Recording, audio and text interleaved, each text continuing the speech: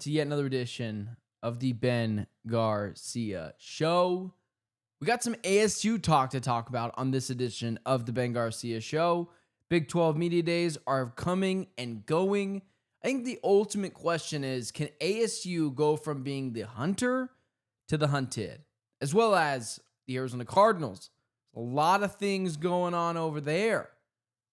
Is there a team they can replicate from years past that they could channel and eventually become a team that plays in the conference championship game? Let's talk about it all next. The Ben Garcia Show. Yeah. Woo. Best show in the land. Yup. Listen. Come and get your information from Ben Garcia. Get the latest on your quarterback, running backs, and receivers. Tune in, so any other show you don't need them. Any news that he giving out, please just believe him. Giving out the latest prediction and top-notch analysis. Wanna hear the truth, better have thick skin like callus. The latest move that your team just made can be damaging. The dudes ain't speaking no facts, they just be rambling. Lights, camera, action, turn on the show. Go get the cameraman. Yeah. Lights, camera, action, turn on the show. Go get the cameraman. The Ben Garcia Show. What is up, guys? Welcome in to yet another edition of the Ben Garcia Show. Thank you so much for making me a part of your day. Thank you for stopping by and do me a couple of favors on this fine edition, the 164th edition of the Ben Garcia Show. Do me a favor. Don't forget to like, share, subscribe, potentially even tell a friend about the Ben Garcia Show, as well as I have also joined Locked On Arizona Cardinals as their squad show host. So I'll be doing that show with my guy Alex Clancy and Jameel Douglas on Tuesday and Thursdays on the Locked On Arizona Cardinals channel. So if you are into Arizona Cardinals content and into it, especially if it is a multitude of people on a panel, I encourage you to go check that out Tuesday and Thursdays at 3, although tomorrow we'll be going live at 4, just because scheduling conflicts. Last announcement I will make. Do me a favor. Follow me on all social media platforms at Ben Garcia Show. Get in on the conversation. Tell me why you love me. Tell me why you hate me. All right. That is all I got for you guys in terms of announcements this morning on the Ben Garcia Show. But pretty cool things happening behind the scenes. Pretty great to continue to run with Locked On Podcast Network on yet another show. And it's going to continue over there as well as on Locked On Phoenix Suns and the Ben Garcia Show. Those two shows are not going anywhere. Let's start here, guys. And this morning I got the dates right on the lower third here, so that was pretty cool. Big 12 Media Days are coming and going. And before we get into the whole of the ASU season, the defense, the offense, special teams, position by position, I think it's ultimately interesting for ASU to have to answer this one question. Last year, ASU was picked last to finish in the Big 12. Everyone knows the story, magical season, and it feels like not that long ago where ASU was giving us that magical season. But the story for ASU goes as followed, and we'll get to some Arizona Cardinals talk in just a minute. But the story for ASU comes like this. Can you go from, or I guess I should say, the only question that matters for ASU football and Kenny Dillingham and company to answer is this. Can you go from being the hunters to the hunted? It is completely different when everyone knows how good you are, when everyone knows you're the champion. It's easy when you're picked last to overshoot expectations. Now, it's not easy to do what ASU football did last year and go from worst to first, but it's easy to outkick your own coverage, explode over expectations. Now, what ASU did was magical. That was absolutely insane. But it begs the question of, there's no Cam Scattaboo this year. There's no one to lean on when times get tough. That Texas game that ASU probably should have won was Cam Scattaboo saying, get on my back, I will take you to where you need to go. You still have a lot of talent on this team. Jordan Tyson is back. He's going to be one of the better wide receivers in the country this year. And Sam Leavitt is a dark horse Heisman candidate. But how do you perform when everyone knows you're a very good team? You're not catching anyone by surprise. It's like Sam Levitt on third down. Let's see how good Sam Levitt is on 3rd and 7 when everyone knows you have to pass the football. Let's see how good ASU is when everyone knows they're already a good team. They are no longer up and coming. They already won the Big 12 championship. Pretty much the only way the Big 12 is going to get in to the playoff is if they win their division or as if they win their conference. Now, maybe not. Maybe they can sneak 2 teams in, but it's going to be tough. Ohio State and the Big 10 and Alabama and the SEC is going to get 4 teams in probably apiece. However, now that ASU is a team that everyone knows is very good, Jordan Tyson is not taking anyone by storm next year. Sam Levitt is not being taken for granted next year. Can you go from motivating your team to just being better than what they were last year to now the champions? Can you fight off everyone? You are going to get everyone's best shot week in and week out. Is that replicated? Can you do that? And for Kenny Dillingham, yeah, you've had the best season in ASU football history in like the last 3 decades. Can you replicate that? Are you an X's and O's schematics head coach, or are you more of a rah-rah guy motivating players? Neither one is wrong. I do think, though, after a while, your voice starts to run thin, but that's more so a concern at the NFL level. I don't think that's a concern at the college level because players aren't there that long. But is Kenny going to be able to out-motivate other head coaches? And I have a lot of faith in this ASU football team because I believe they found their Nick Saban, their Kirby Smart. I believe they found their Nick Saban. I believe they found their Kirby Smart. They're at Washington, Kalen DeBoer. They're Ryan Day, Lincoln Riley when he was with Oklahoma. I think ASU has potentially found that guy. But the question is very simple. Can you outkick the coverage once again? Can you go from being the hunters to the hunted? Are you going to be able to take everyone's best shot week in and week out? Will Sam Levitt be a true dark horse Heisman Trophy candidate? Or when everyone knows he's a very good quarterback, is he going to crumble under pressure? Will Jordan Tyson pick up where he left off in that U of A game, torching the Arizona Wildcats? My point is, I have faith in ASU to do this. I believe they've found their Nick Saban. I believe they've potentially found their Nick Saban, their Kalen DeBoer, their Kirby Smart, their Lincoln Riley to build up this program for years to come. And I think they got lucky finding their guy because this is his dream job. He loves ASU. He's not going anywhere else. I think ASU absolutely has the talent to do it again. And I think Kenny Dillingham is objectively awesome. And when you put a combination of Kenny Dillingham and Sam Levitt together, it's a completely different entity. But it's just hard to do.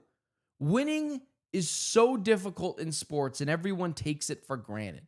Everyone just assumes that because you won before that you're going to be back.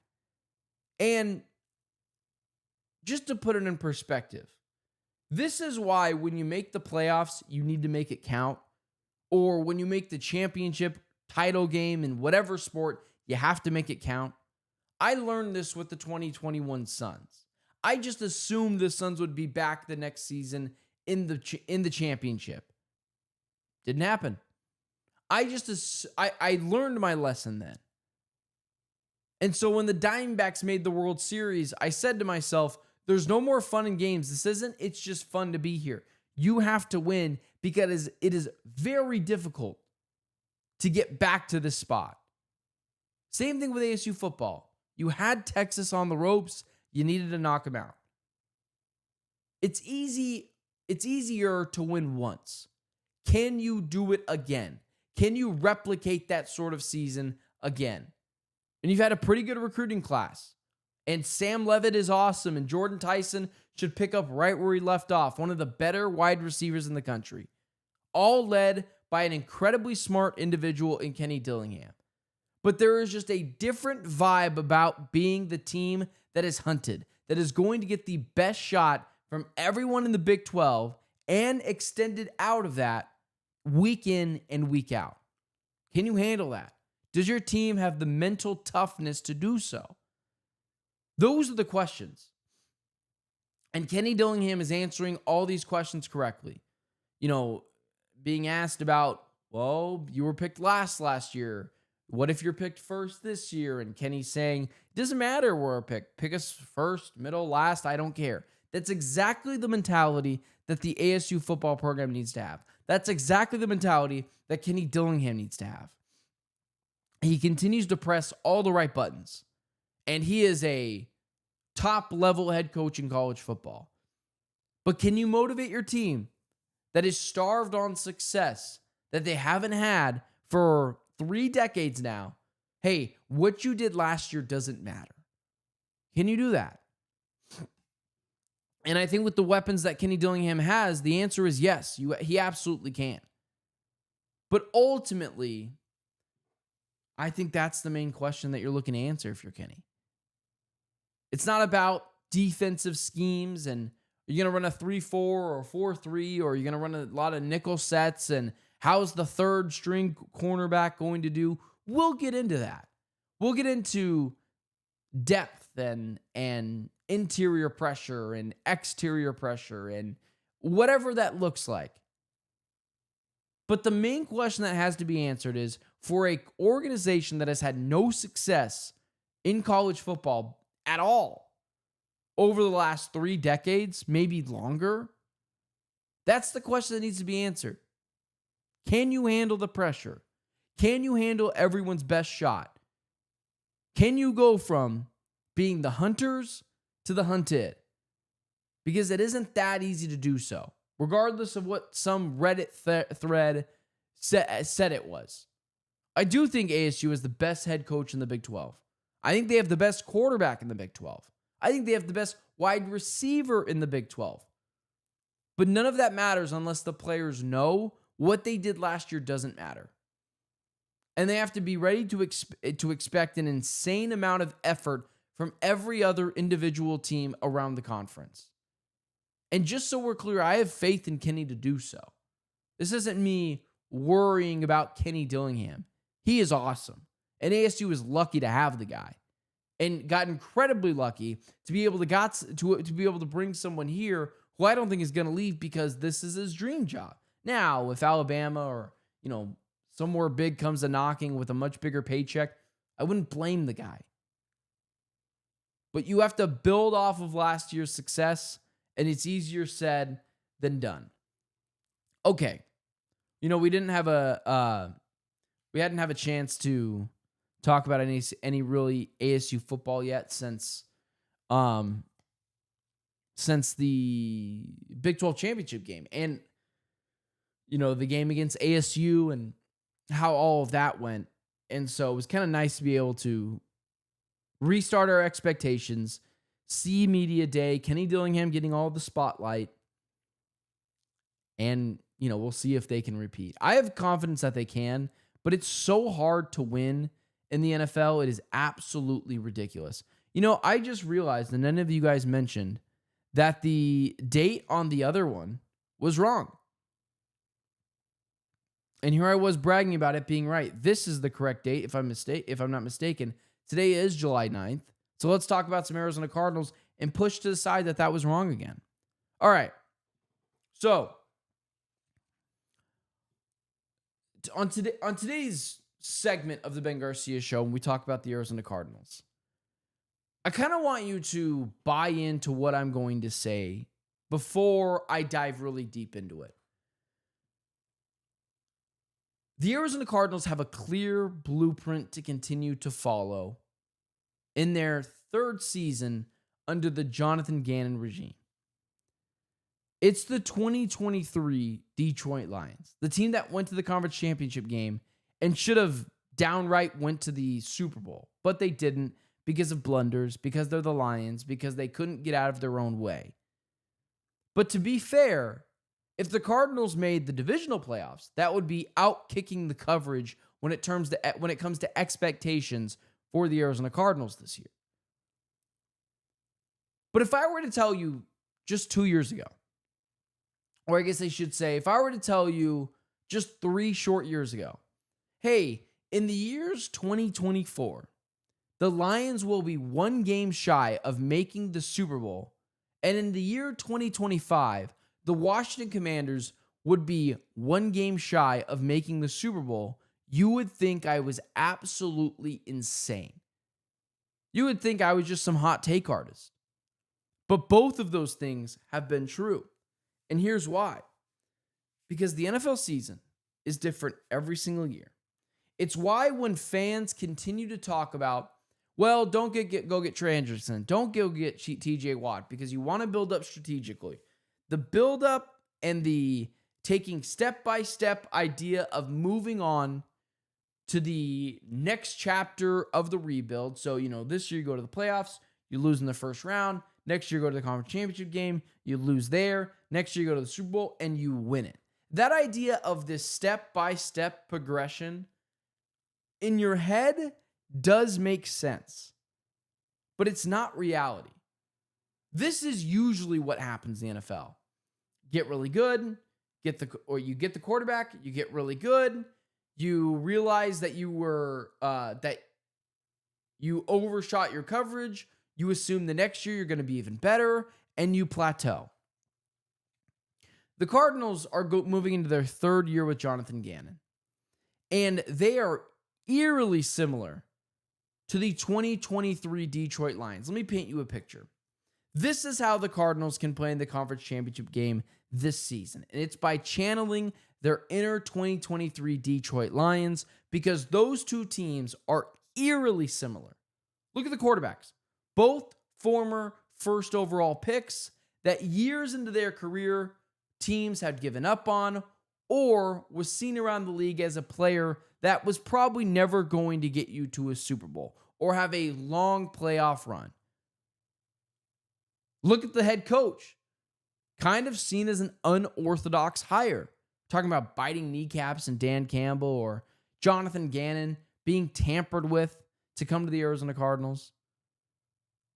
A young pass catcher leading the offense, Trey McBride, Amon-Ra St. Brown, or Amon-Ra St. Brown, Marvin Harrison Jr.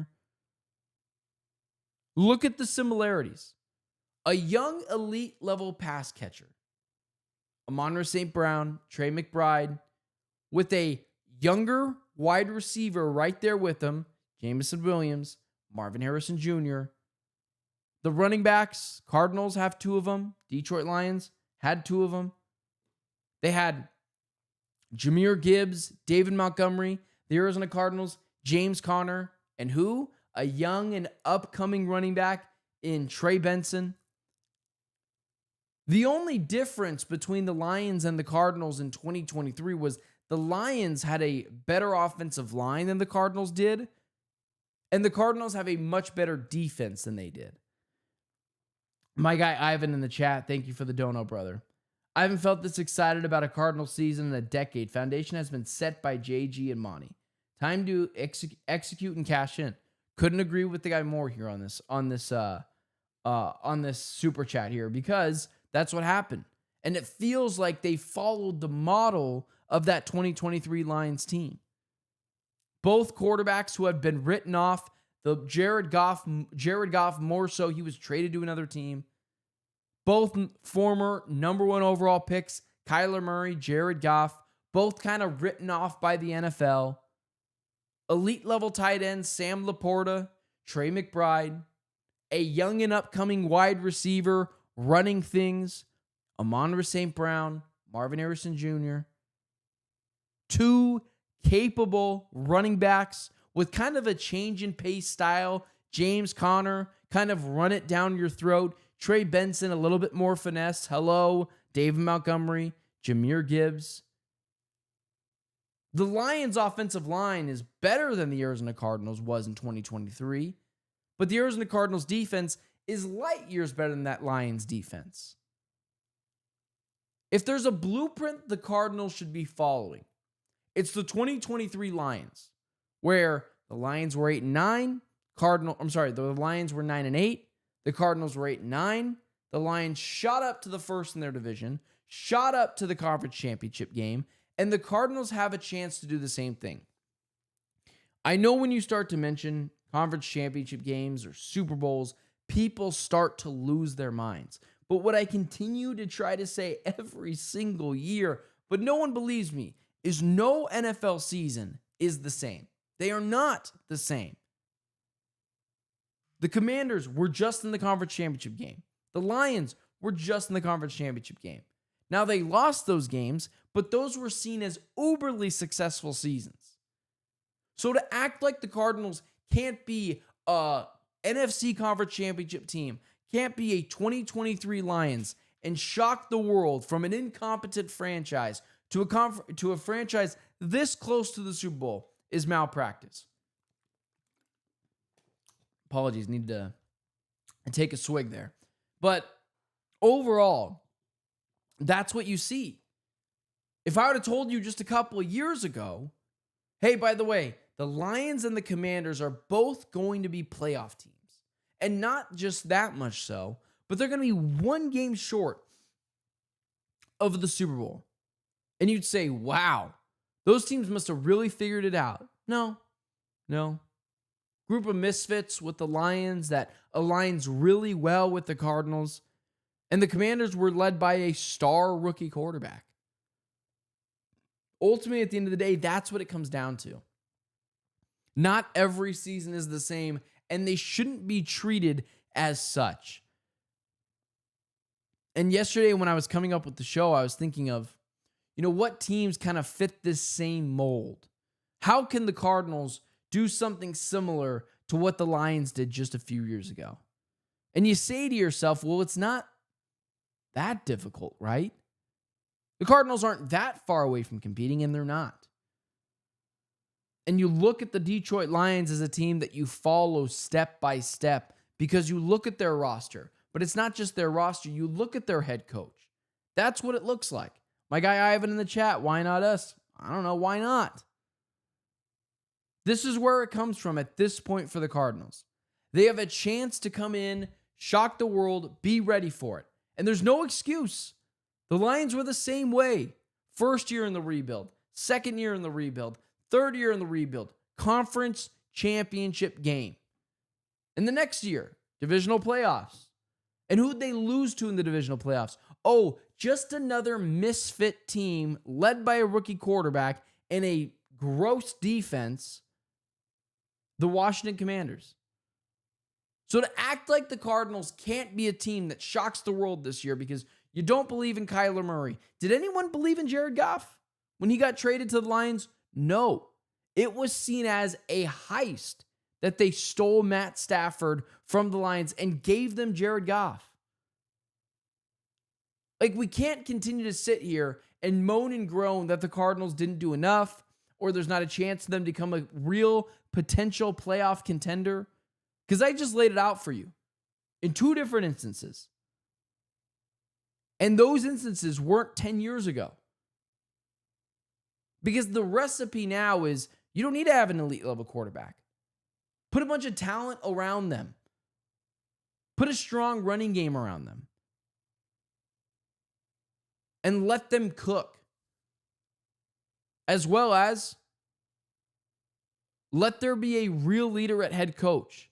And defensively, be stout, be physical. We're talking about biting kneecaps with Dan Campbell. We're talking about Jonathan Gannon's expression and love for violence in football. That's the new team. That's the new realm. So the reason why I want people when they watch this show, although, we're having not as many viewership today, which whatever happens, I'd do the show if there was no one watching. But I want people to see, like, on this show, like, yeah, when I go after Kyler, when I go after the defense, it's all out of love, personally. Because for me, I want it to be known as well, like, I believe this team can win. And ultimately, at the end of the day, when I look at some of the past of what happened in the NFL seasons, I'm like, oh, that's the Arizona Cardinals. The question is, will they follow that path? And that's yet to be seen. My guy Steve Holler in the chat, Brock Purdy being the best quarterback in the NFC West, like calling Robert Horry the best player in the NBA when he was playing. I think Robert Horry actually might have been better than Brock Purdy was in terms of like, you know, Robert Horry was never a top 40 player in the NBA, but it's funny because like I actually think he might be better. Anyways, guys, appreciate you guys being here on the Ben Garcia show, and I think the point of all this is to keep the faith in the Cardinals. I know there's some worry about Kyler and, you know, maybe ins and outs of the team and maybe some weaknesses here and there. But this team, if they play their cards right, can do exactly what the 2023 Detroit Lions did. And that's a conference championship appearance and probably should have made the Super Bowl. That is not out of the realm for the Arizona Cardinals, because I will continue to say that not every season is the same. Things get weird. All right, guys. Thank you so much for tuning into the Ben Garcia show today. Do me a favor, like, share, and subscribe to the channel. Remember, Locked On Arizona Cardinals Squad Show. I am now a part of that show too. My work will continue on Locked On Suns and on the Ben Garcia show, obviously. That's why I'm here today. But that show is Tuesdays and Thursdays, 3 o'clock. And except tomorrow. Tomorrow will be at 4. So appreciate you guys tuning into the Ben Garcia show. Follow me on all social media platforms, Instagram, TikTok, Twitter, at Ben Garcia Show. Excited to continue this on with this week. Tomorrow, one more show left in the Ben Garcia Show. Appreciate you guys tuning in, and I will see you guys tomorrow.